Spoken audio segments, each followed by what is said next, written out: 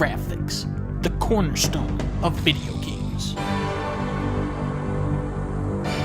Since the dawn of man, we have strived to achieve good graphics. Games that were once considered revolutionary now look like they were animated by fucking Tim and Eric. With this video, I want to evaluate games that look fucking stupid. Halo 5 is a good example. There is so much shit on your screen in this game, I don't even know where to begin. What am I supposed to be shooting at? Where are the enemies? Is that a bad guy or a lens flare? There's like 50 sources of light and enemies just blend right into the environment. It is a cluttered overload. Now look at Halo 1. Look at how much visual clarity you have. The enemies have these bright, contrasting colors. They pop right out of the background. The player knows exactly what they're looking at. Of course, you have the red elite there, who is more powerful than the blue one, you know, and then boop, you turn on the new graphics and you're instantly at a disadvantage now. A lot of modern games have this issue. Just recently, Lawbreakers. It was a fun game, right? But visually, it's just hopelessly outmatched by Overwatch. Again, you have the more complicated looking environment with a cast of characters that are practically identical versus the more simplified maps of Overwatch with these distinct,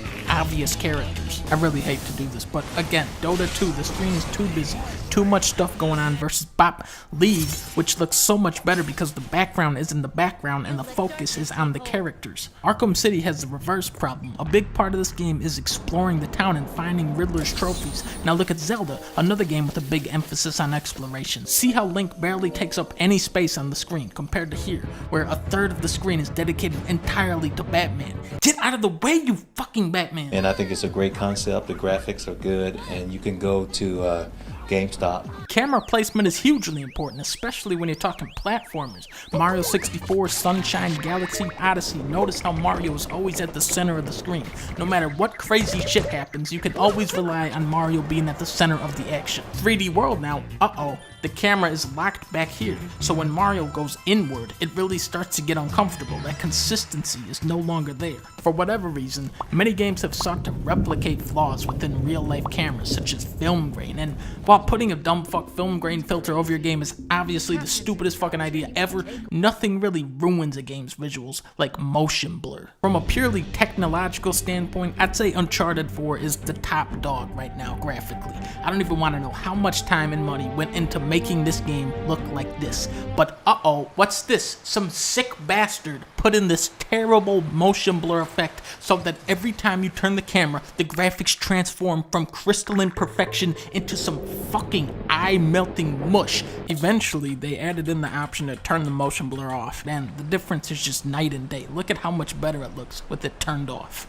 Jesus Christ. The last thing I want to talk about is automated animation. This stuff has always and will always look like shit. You look at a hand-animated cutscene and it's so alive and expressive versus an automated cutscene with two stiff robots not even trying to lip sync their audio. I understand that with these huge 40-hour games that it's impossible to go in there and make everything look incredible, but when your game is largely story and dialogue driven, this robotic shit is a huge disconnect for the player. You look at an older game like Scarface and it's just a lot of subtle details that they used to get wrong back in the day, such as, you know, if you look very closely, you can see that Al Pacino's head is not actually attached to his body, which is very unrealistic. Then you look at a modern game, you know, like Uncharted, where everybody's head is attached to the body, just like in real life, and, with me. Man the gun. And then you look back at Scarface, right? And you kind of notice how their bodies aren't actually holding the guns or walking at all, really, just kind of moving on their own. And then you look at the new Uncharted, right? And you, okay, what the fuck?